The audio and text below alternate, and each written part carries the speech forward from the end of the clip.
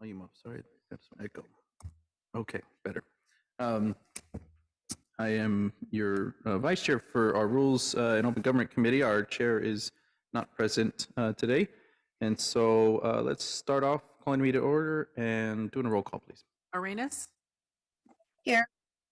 Cohen? Here. Davis? Corrales? Here. Jones? You have a quorum. Thank you.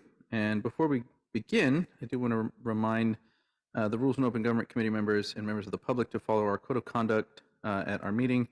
This includes commenting on the specific agenda item only and addressing the full body. Public speakers shall not engage in conversation with the chair, council members or staff, and all members of the Rules Committee, staff, and the public are expected to refrain from abusive language. Repeated failure to comply with the code of conduct that will disturb, disrupt, or impede the orderly conduct of this meeting may result in removal from the meeting. Okay, and now we'll start with our first item on the agenda, which is our review of the November 22nd final, excuse me, never mind, that one's canceled. The review of the November 29th draft agenda.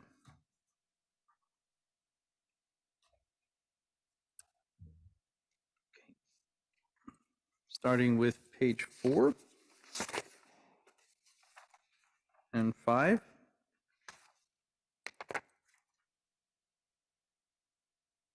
And 6. And 7.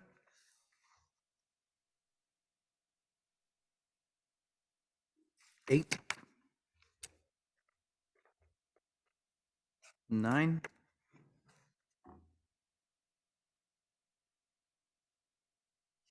10.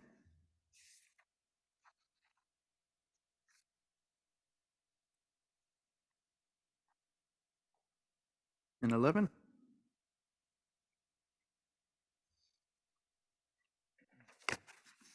12. And 13.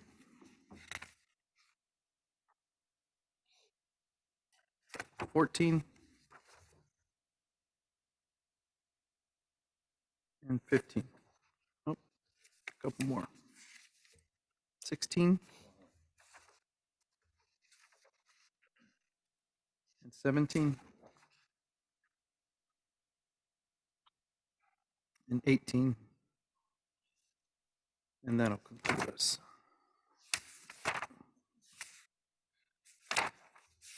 Okay, we'll go to members of the public who wish to speak on this item first. Do we have anybody in the chambers? No, and we have no hands up. Thank you. I'll take a motion to accept. Oh, there's a, I'm sorry. Thank you. Let me look at my colleagues that are virtual here. Apologies. Councilmember Arenas. Thank you. Thank you, Vice Chair. Actually, I raised my hand because I wanted to see if we could have the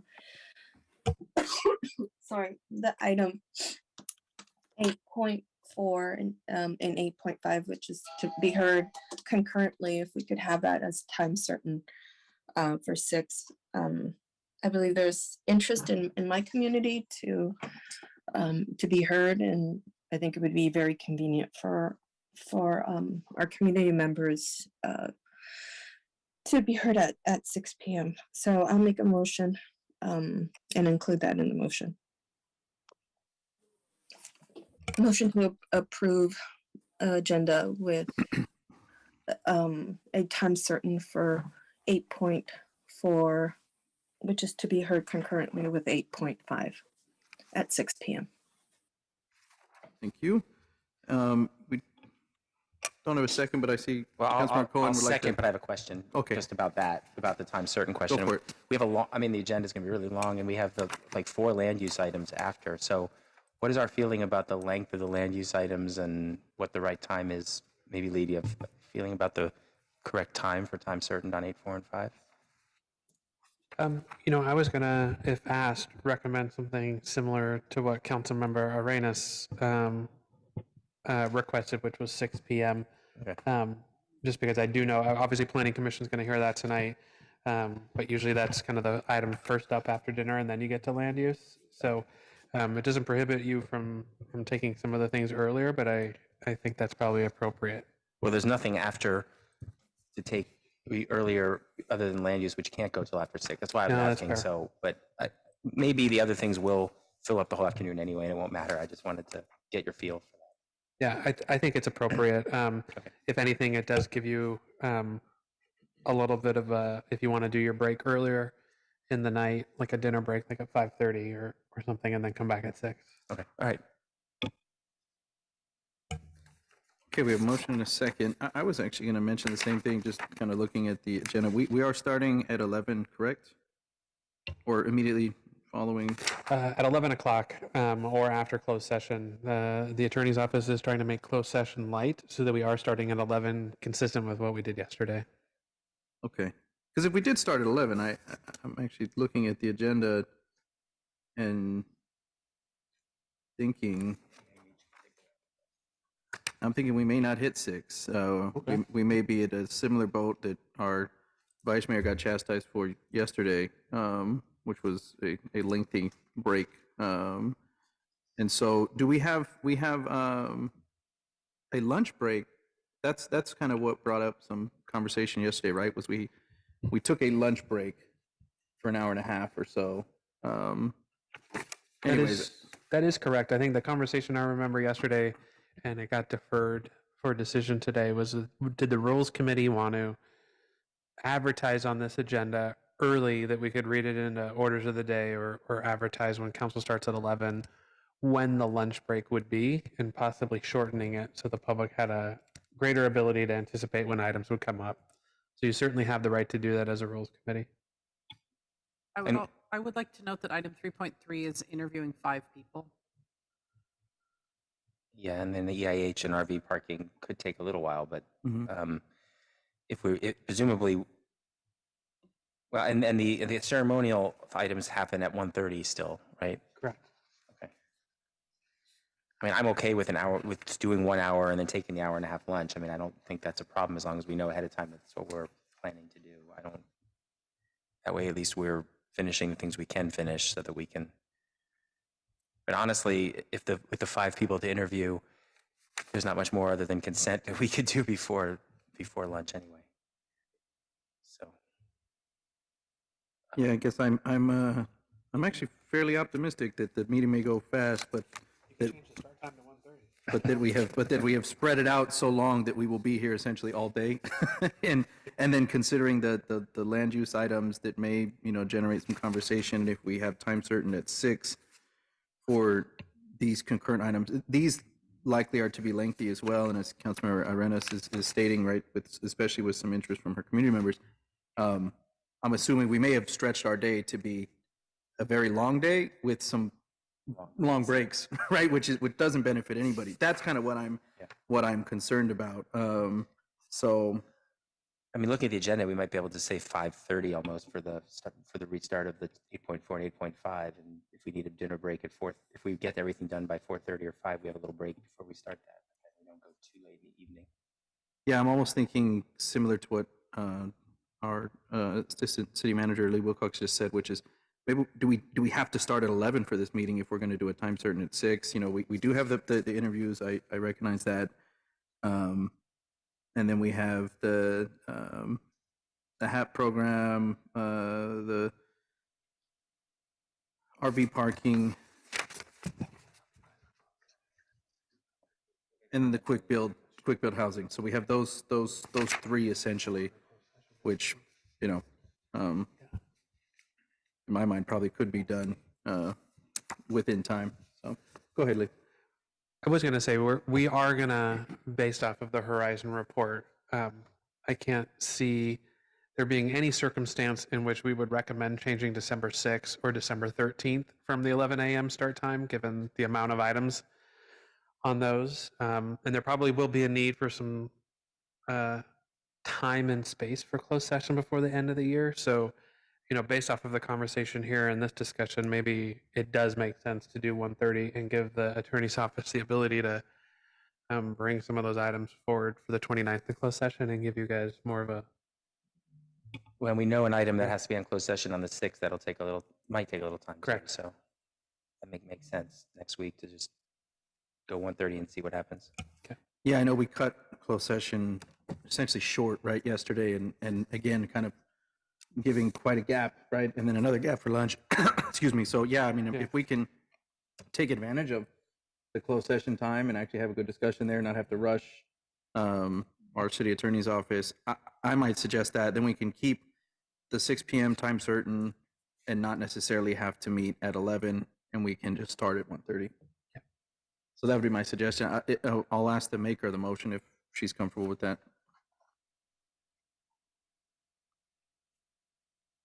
Sorry, what, Vice Chair, what was your suggestion?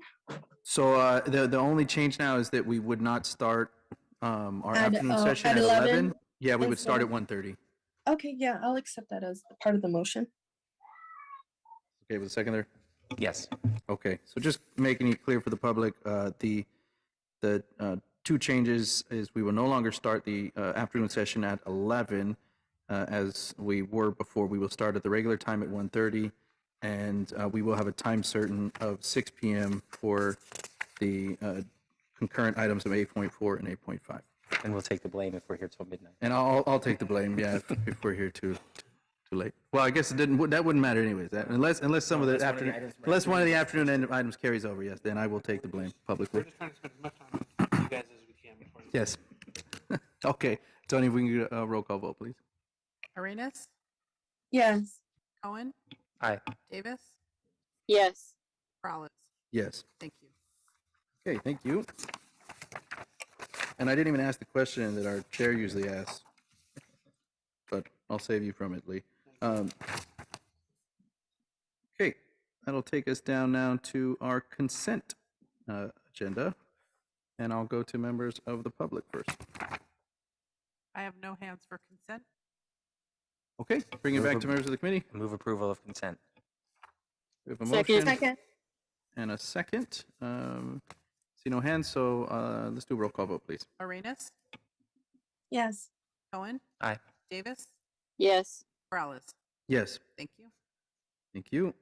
And that'll take us down to item C1. And just as reference, you see C2 there, but that was dropped. We don't have to hear that here. So we just have the C1, which is filling vacancies. And did the city manager's office have any, I know you don't have any kind of early consideration on this, but did you have any comments before we go to the public comments? No, nothing from the manager's office. It's actually direction to the city attorney's office and city clerk. So nothing from our office. Anything from the city attorney's office before we go to? No, Chair. Okay, then I'll ask, since Councilmember Cohen is here with us, are you comfortable if we go to members of the public first, or would you like to speak on it first? No, public's good. Okay, so let's go to members of the public. I'll ask if we have anybody in person here. Yes, I have David, please come down to the microphone, and Neil, also come down and just line up. Whoever gets to the microphone first, just speak, and the other person line up behind the first speaker. So again, that's David and Neil. Welcome, yeah, you can make your way down.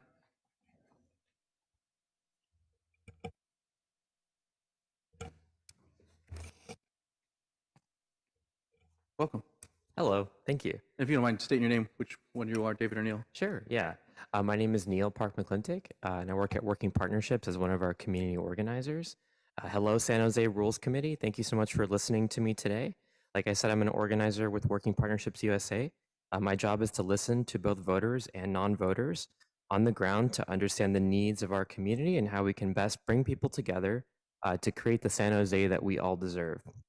Congratulations to Councilmember Arenas on moving on to represent San Jose and others on the County Board of Supervisors. With regard to item C1, to craft a plan for filling council vacancies, I'm speaking in support of a process that would seek to fill council vacancies by appointment for the balance of the term. We need to be thoughtful about city resources and the timing of the upcoming 2024 elections as well. Please take into consideration the importance of a thoughtful process that accounts for the impact of city finances and also staff resources.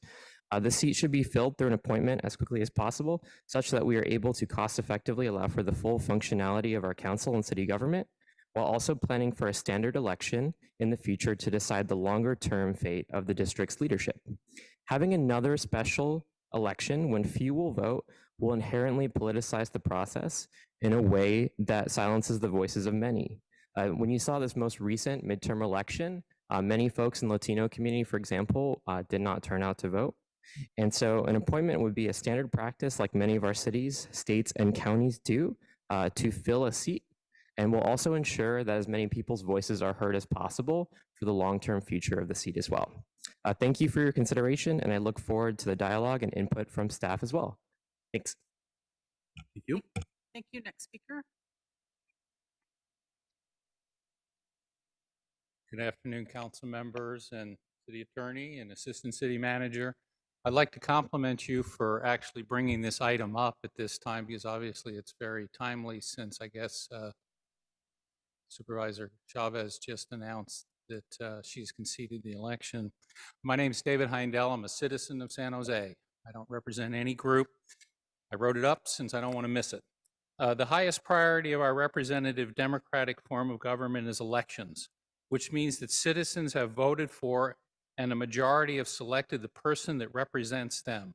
I believe that this is the most important governmental function, more important than any other, including police, fire, health, and welfare. It stands alone as number one, and appeals that we cannot afford to have an election are fundamentally misplaced. To employ any system other than election is fundamentally wrong and incompatible with our democracy, especially when it involves 2 seats on the city council. I urge the Rules Committee to give clear direction to the city attorney to bring back a recommendation and define the process and timing to conduct a special election so that the citizens of District 8 and 10 will have a council member who has received the majority of votes to represent Districts 8 and 10. Any other process disenfranchises all the citizens of District 8 and 10, and I believe these citizens and voters will not forget this if the Rules Committee and then the council moves forward with any other process than an election. Thank you for your attention today. Thank you. Moving on to Zoom, I have Jackie Hefner. Hi, can you hear me? Yes. Hi, thank you very much for hearing me today. I am a resident of District 10, and I am speaking today asking you to do an appointment. We will have a very low voter turnout. Whoever may or may not get elected will not necessarily represent the will of the voters because of low turnout. There will be a huge cost to electing 2 people. More than likely, there will end up being 4 various elections in order to fill the seats, on top of which we're looking at possibly not having anyone to be able to go into the position until June, at which time they will continue to be in campaign mode because the next election will be in March of 2024. As a resident of District 10, what I would like to see is for you to appoint and recommend that we have an appointment for both those seats. I would prefer that whoever is appointed not run in 2024 so that they spend the 2 years doing the job for the residents and the city, and let the people who want to fill those seats for the 8 years or the next 4 years, let them be able to run. Otherwise, again, we're going to have somebody elected who's going to be right into campaign mode and not much time to learn about the job. So I feel strongly that an appointment would be the best way to serve the residents, all residents of District 8, District 10, and give us the ability to go through with a democratic vote. Call-in user 1.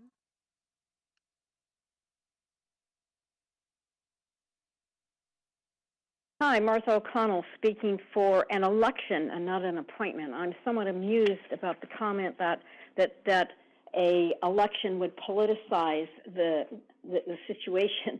What politicizes the situation is having the current council members make the appointment. And I can't think of a more appropriate day to take this position than when every single council member endorsed a candidate for mayor that lost the election. The people said, thank you very much for your recommendation, but we're going to vote for Matt Mahan. So I think we should have an election, and I hope that's what you do, because that is the only true and fair way to do this. Thank you. David?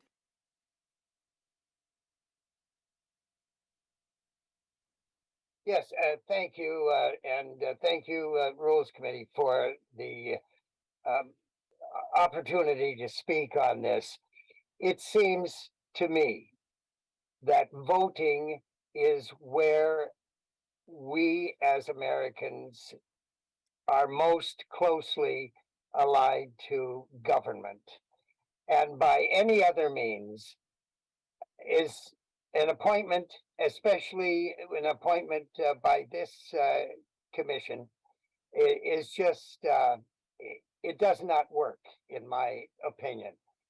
I was just wondering if we could leave those two vacant and move to an election as soon as possible and work with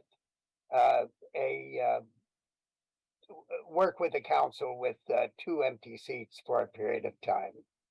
It is, in my opinion, the only way that we can assume that it will be a choice, a political choice, and that choice should rest with the people. Thank you.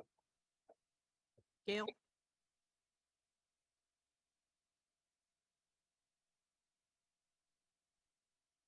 Hi, good afternoon. Thank you, Council Member Jimenez and Cohen, for your memo. I kind of have to laugh.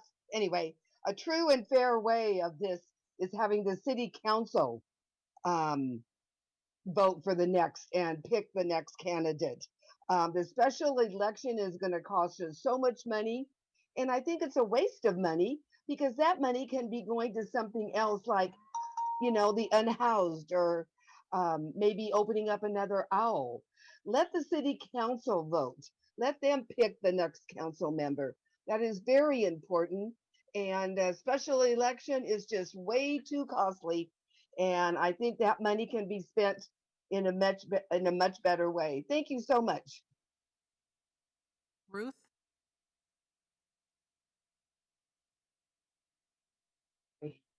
Hi, thank you for this time, Council. I'd like to reiterate and underscore all of the speakers who have asked for an election. The most pertinent point to me is that the entire City Council was public and very vocal about endorsing the losing candidate. The Rules Committee and the Council has spoken. They did not want change. They wanted to continue with the route that the city was on when all of the polls you took said we wanted a different direction. We voted for a different direction. And I don't feel comfortable having people who so highly endorse the losing candidate pick someone to fill the seat of the candidate that won. We might even have a third person that has been voted out on the council as well. So no, we need an election, and it is a false premise that it's too expensive when yesterday the city council voted to give developers a huge windfall, removing all of the fees and taxes to build. So no, we have plenty of money. If we can give away money to developers and raise the individual contribution of the city for each door 325,000, we certainly can afford an election. It is a democratic process, and the council is too heavily motivated to stay the course instead of giving the people who asked for change change. I say an election. Thank you for this time. Francesca?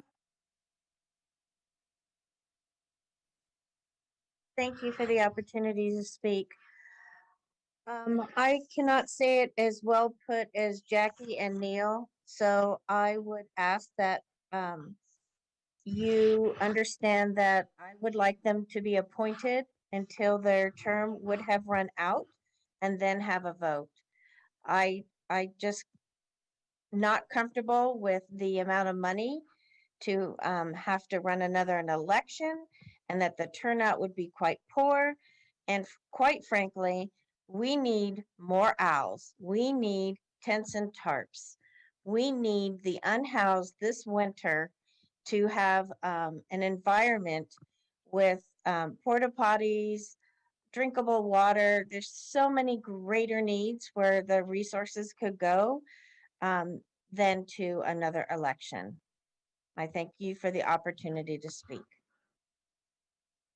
Brenda? Hi, yes, thank you for allowing me to speak. My feeling is that we should have a special election. I agree with the fact that the entire city council endorsed a losing candidate. And for that reason, I think that any appointment would be unfair and would not represent the people of the districts that the seats are vacant for. So I would ask you to please fund a special election. Special elections happen, and I think in this case it needs to happen. Thank you for your time. Back to the council. Oh, Blair's hand just went up. Go ahead, Blair. Hi, Blair Beekman here. Thanks a lot for everyone's public comment today on this item. I hate to bring it out, but I felt I should. I guess you guys know my feelings about do we have to prepare for an earthquake in 2023? And if we do, would that be a part of the thinking? Should that be a part of the thinking for this sort of item? And do we go for the appointment process or the election process? If it's applicable, I hope it can help in the decision making at this time. If it's not applicable, I'm really sorry for bringing it up. Thanks a lot. Good luck on this item. Paul?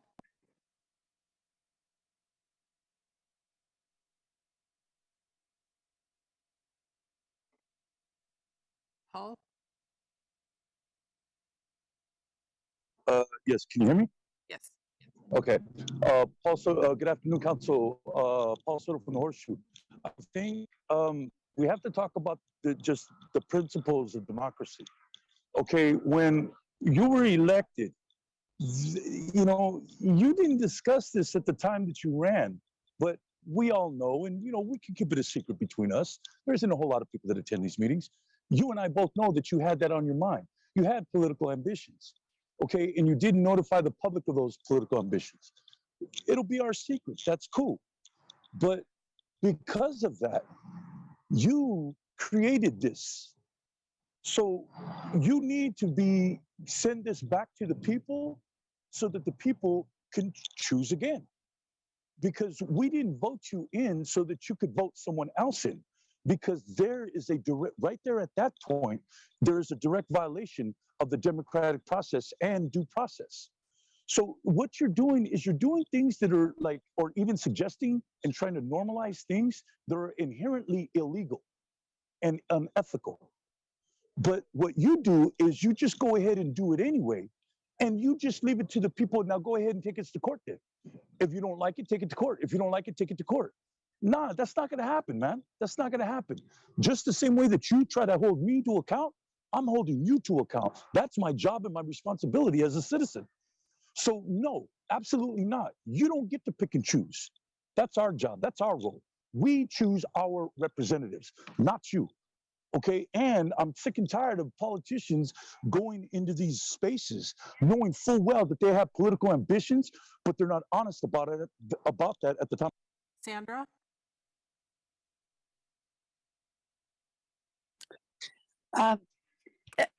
Thank you very much for allowing me to speak. I hope you can hear me. This is the first time I've called in on a phone. I would greatly appreciate a special election. We heard so much during the election about how democracy was on the ballot. If San Jose does not have a special election, then democracy is not even on the ballot. And you have taken my right and the right of every citizen in D10 and D8 who is registered to vote. And if you consider that those representatives represent approximately 100,000 people, you have disenfranchised representation of 200,000 people. I expect a vote. I expect a special election. This is critical that we have a say in who our representatives are, especially in this time of special interest, as demonstrated by the amount of money spent on the supervisor, District 1 race, and on the mayor's race. Thank you for your consideration. I'm sure you'll do the Democratic thing. Back to council, or back to the committee, sorry. Thank you. I'll go to my colleagues on the committee, see if there are any hands up. Or Councilmember Cohen. Yeah, thank you. So after it was clear that we would have at least one and now 2 vacancies on the council, Councilmember Jimenez and I conferred and talked to city staff about what the process is to move forward. The decision about how to proceed is a decision of the entire council. It has to be made by the whole council, so this body won't be making a decision on the process, but time was of the essence, and so we wanted to make sure that today we began the process of agendizing that discussion.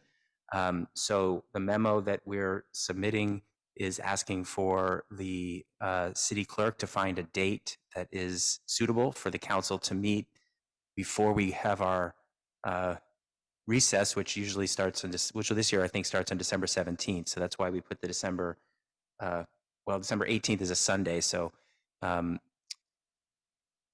that right? 13th? Yeah, something like that. Anyway, so the idea is sometime before many of us scatter for holidays, have a meeting so we can discuss that.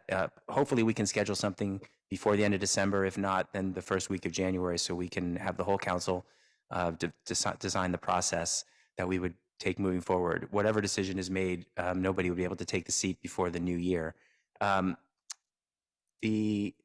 other part of it is to make sure that the city attorney's office provides us with a memo of all of the potential, what I understand to be 2 to 3 potential methods that the city has under its charter to fill the vacancy, so that we have all the information before us as we make that decision. And I would just ask that the clerk's office, either through that memo or supplemental memo, provide the information about the cost and whatever timelines would be required in any of those methods, to make sure that we have all the information as we hold that meeting. So I'll move the memo I wrote with Councilmember Jimenez. Second. Thank you. We have a motion and a second. Councilmember Adenas. Thank you, Vice Chair. I just want to really thank Councilmember Cohen and Jimenez for getting this started. It has, I apologize to the public. I'm terribly sick, so I'm sorry if I'm taking a little bit longer than what I normally do. But just last Tuesday, we didn't need to have this discussion at all. And now we find ourselves in a different place, in that the voters of District 1, the county voters of District 1, have elected me to office to represent District 1 county district, excuse me. And the reason I'm explaining this is because I'm part of this, the reason why we're all having this discussion. And I feel, I feel like the elephant in the room. And so I just want to thank Councilmember Cohen and Councilmember Jimenez for taking the lead on this. I know that this is the type of kind of cleanup that we have to do when somebody moves on. And I appreciate your attention to detail and making sure that we have a transparent and honest process for everyone. I look forward to seeing what that looks like together as a whole, as a council. Of course, myself, I want to make sure that my district is represented 100%. We tend to be an area that that has a clear voice in where they stand, and development and projects, and of course regional park interests that we want to make sure that continue beyond my service. And so this will just facilitate that very transparent process. And so I just want to thank you for getting this going, although it does feel strange to be talking about it just 1 week later. I understand why. We need to get moving. We need to make sure that we have representation in all of our districts. Thank you. Councilmember Davis? Thank you. I just want to make sure I'm supportive of this motion. I am absolutely in agreement that we need to know what all of our options are, and for the public, I just want to be clear. We have no intention of doing anything that's not legal. That's why we brought the city attorney in right away. And I just want to ask Tony, the city clerk, if you could, when you're giving us whatever timelines are possible for the options, if you can also include in the memo the timeline for both fundraising and the primary and the general election for the 2024, because I know our primaries move around, and it would be helpful to see all that in one place. Sure. In addition to the things that Councilmember Cohen asked for. I think it's going to be really important for us to also know the last time there was a special election, what the turnout was compared to what the turnout was for the following general election. It would just be helpful for us to know some of those things to really get a sense of what the representation actually is. Did you want that information now or in the memo? In the memo would be really helpful. I'm a visual person. If you could tell me now, and it'll be hard for me to retain that info anyway, unless I see it. Thank you. Great, thank you.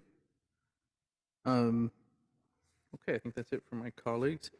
I'll just share a couple comments. I want to say thank you to my colleagues as well for bringing this forward, and ask a question of staff. Do we have an idea of when we might be able to bring this discussion forward, and do we believe that it may have to be on a special day, sort of outside of one of our predetermined council meetings? Well, you just moved the start time on December 29th from 11 to 1:30. You could move it back to 11 and put a discussion on for November 29th. We also have the November 28th. We can do special meetings. I'm already starting a polling list to send to you guys this afternoon. And we could poll for a special date as well. So you think that, I guess coming from your standpoint, you could be prepared to come back for a conversation on the 29th with the information we would need. What about the city attorney's office and the city manager's office? I don't see any problem with our offices coming back by the 29th as well. I mean, I pretty much have all the information you're asking for on my computer, ready to answer right now. So yeah, Okay. I could be I right would on. be more comfortable not having to necessarily have an additional meeting or special meeting, rushing the time. And yes, we did just adjust the time. We could adjust it back. And that would allow us maybe some time to have a discussion there. And then maybe if there was a subsequent discussion needed before the 19th or 18th, I think, of December, then it would allow us to do so. So I'd be comfortable with that. I'll go back to my colleagues to see if there's any comment on this coming back on the 29th. Oh, I'm sorry. Yeah, looking all over the place. Councilmember Cohen. Well, first of all, one question. Is there, presumably, we wouldn't be able to post any vacancy regardless until after the election is certified, which is December 8th, is my understanding. Is that right? But we could have this discussion before the election is certified. Is that, just want to make sure that that's Right, because all this correct. is the discussion to decide what you want to do. Right, and so that we wouldn't have to wait for certification to have that discussion, but we would have to wait to certification to start any process that the council decides on. Yes. Right. Okay. The reason why we wrote this in the memo was basically because we looked at the next 3 agendas and said, oh my gosh, these are all crazy. They're really long. I'm already concerned we're going to go till midnight on the 29th. And we feel that that meeting could be a 4-hour-long meeting. We think there'll be a lot of public comment. That there was last time this was discussed, the last time this was discussed, this went 5 hours, just this item. So we just did not think it was possible to fit it into an existing council meeting, given the length of those council meetings. So we thought it was best to schedule a separate meeting. There's no reason why it couldn't be, except that I don't see, certainly on the 6th and the 13th, any time to have it fit in. And I'm not sure if we had a 4-hour to 5-hour discussion on the 29th, we're going to be carrying that meeting over to another day. So that's the only reason it was suggested to have a separate meeting. And I'm not 100% comfortable with trying to squeeze it in, given the importance of the discussion. I'll look back to see if there's any other thoughts. Councilmember Davis. Yeah, thank you. I also want to be mindful that that is the Tuesday right after the Thanksgiving holiday. And while we had some robust public comment today, I don't know how well we can notice that meeting, which I think, given Councilmember Cohen's assertion or recall that the 5-hour meeting, that we would have that kind of turnout. So this is all to say I'm not sick, and I'm sorry for my own scattered thinking today, but I think we need at least one more week past that so that we can get the word out to the community that we are looking at the options so that they can come out for the meeting. So I don't think that I think the 29th is a little too soon in terms of wanting to notice that meeting, given that there's the holiday. Otherwise, I would be fine having it with the caveat that 5 additional hours tacked on to one of our end of the year meetings might be tough. Thank you. Not seeing any other comments. I think based on those comments, our option really then would be just having a special meeting, because we're definitely not going to be able to fit it into the final 2 Tuesdays of the year. And if we want to keep it at just one meeting, we may want to wait till after the 8th then, where they're certified. And that way we're both getting educated and making a final decision on the same day. And could plan for a lengthier meeting sometime in that final week of the 11th to the 17th, and that could allow us to make that decision before the 18th, as denoted. And I'd be comfortable with that as well. I would ask, though, that if staff could put together the information that was requested in the memo, so that way we could have a chance to read that over sooner than later, especially if it sounds like you would have been prepared by next week. I think the sooner the better that that's in writing would be helpful.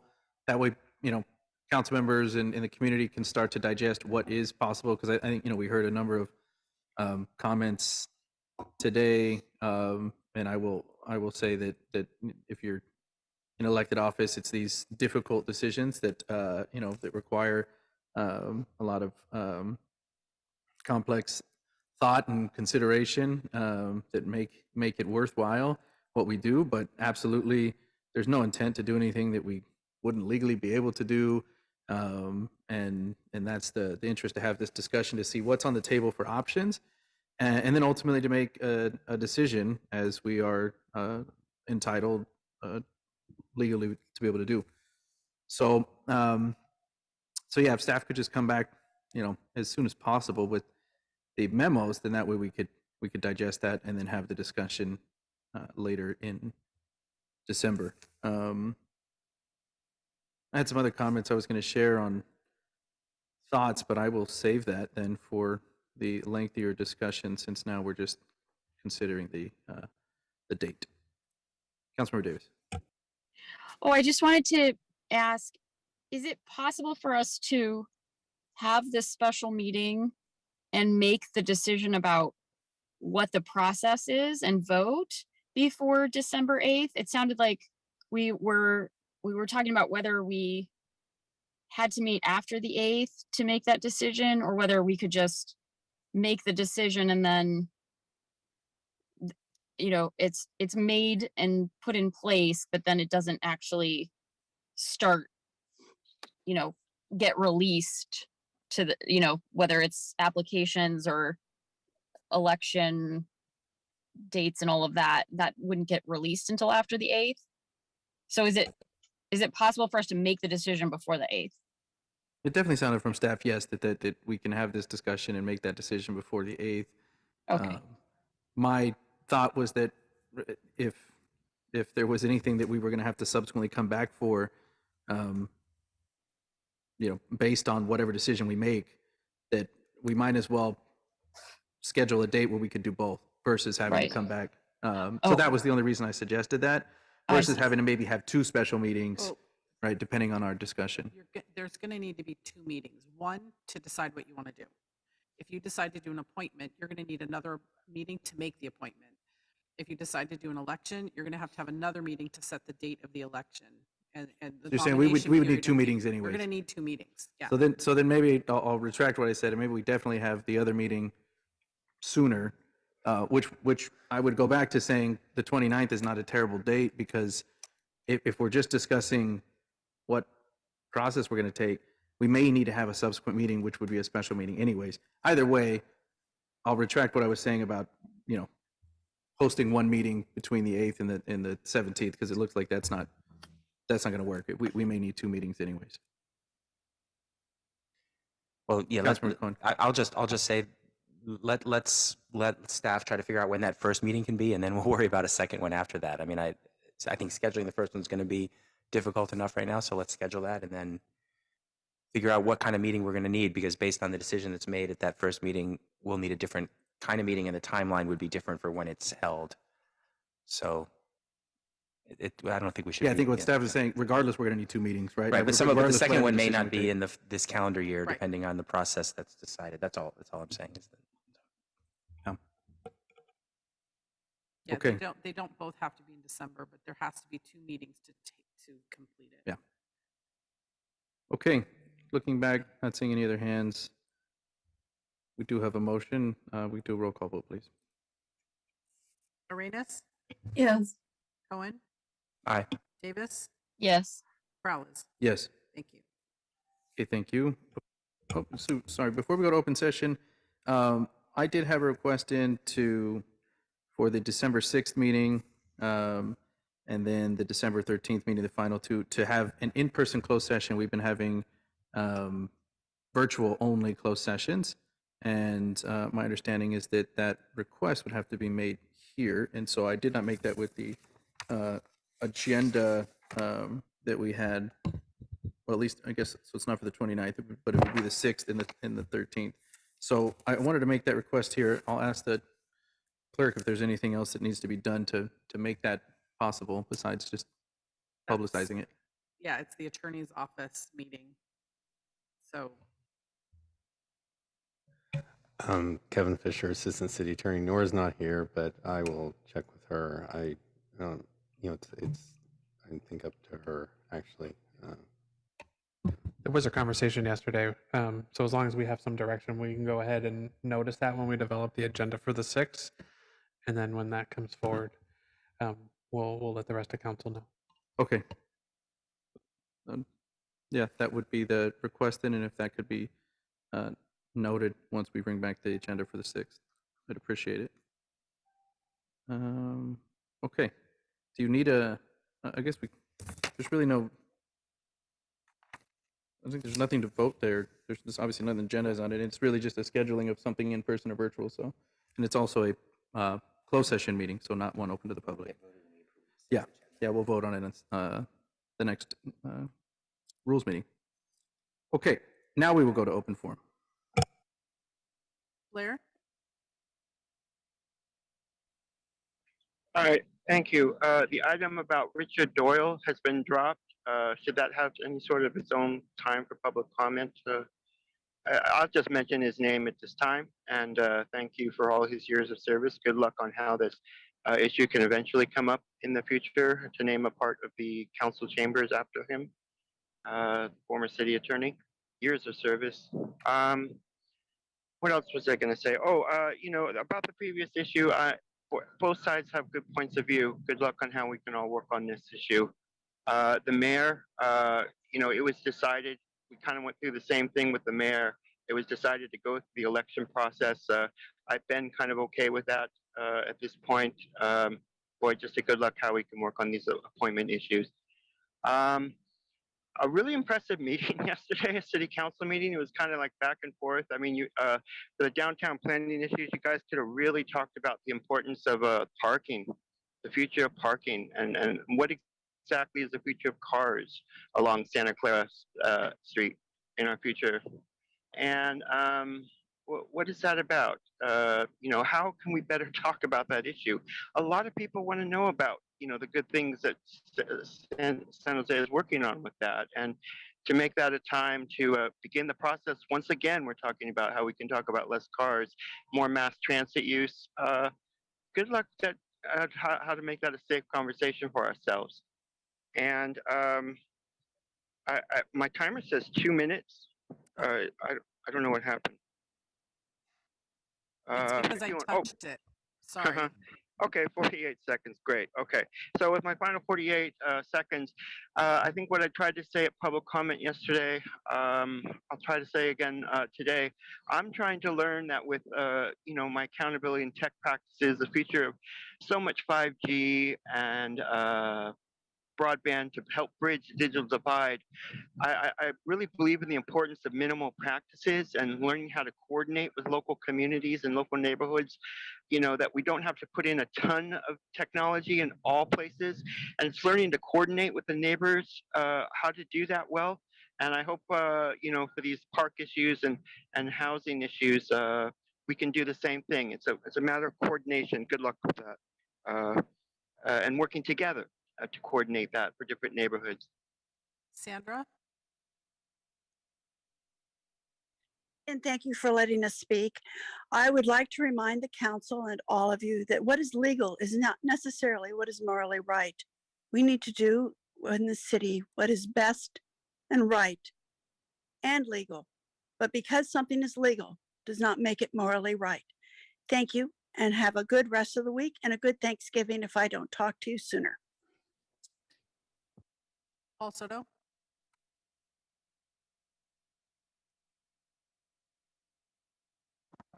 Yes, Paul Soto from the Horseshoe. I believe some congratulations are in order. District 1 is in good hands now. For too long, we have dealt with a conservative politic in that particular part of Santa Clara County. And so I have full confidence that the newly elected councilwoman that is going to be representing that area is going to at least try to amend some of the damage some of the damage, some of the generational damage that has happened as a result of that Republican stronghold that has had a grip on that particular area. I have full confidence in that. Secondly, the mayor, we have expectations.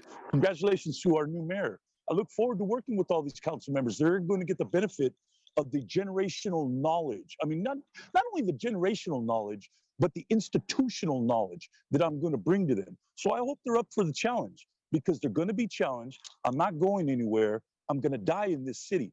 I ain't going to Modesto. I'm not going to Madera. I'm going to die in this city. I'm going to be buried at Oak Hill, period.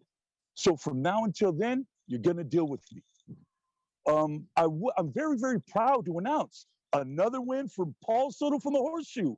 The demolition, $10 million demolition was stopped. And if you listen, I advise all of you, listen to the county meeting yesterday. It's the last item, 81. Paul Soto, once again, bringing the history of San Jose to the fore. It stopped the $10 million demolition of that building. And I'm not stopping there. Oh, believe me, I'm not going to stop until we get a civil rights museum made out of that building. So I'm putting Gary Dillabo, Eric Hayden on notice. I got you on board because you're a guest in my city. You'll always be a guest because those billions of dollars mean. Call-in user 1.